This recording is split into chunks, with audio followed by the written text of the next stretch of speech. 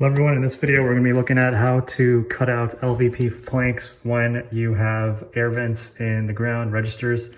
Right here I'm going to have to make a cutout, and the way I do that is I've already cut this end piece to the right length, so I'm just going to tuck it underneath that guy right there and pull it forward a little bit, kind of set it down, make sure that that's nice and tight.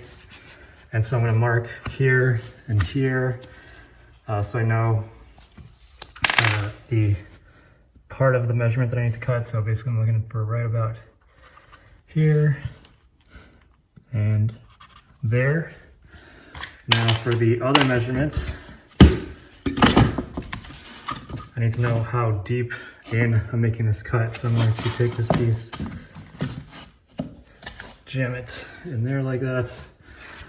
And then what I do is I make a little mark with the pen right there. And then I grab my speed square. And so if you look closely, you can see that that's almost bang on 2.5 from the side. So I'm gonna slide this thing down.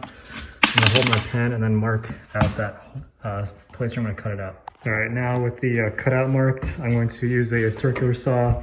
And for this one, I'm gonna do a plunge cut. So basically I'm gonna hold the saw like that and then just slowly angle it down so that I cut into this thing. And then these two other sides, I'm gonna make cuts in those. And then I have a jigsaw to do the last part of the cuts in those two corners.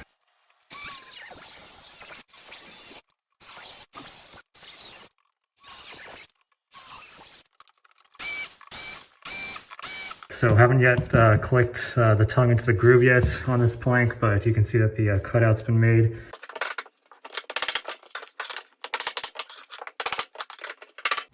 All right, and that's what it looks like. Here's the register. Clicks right in, so looks like we're good.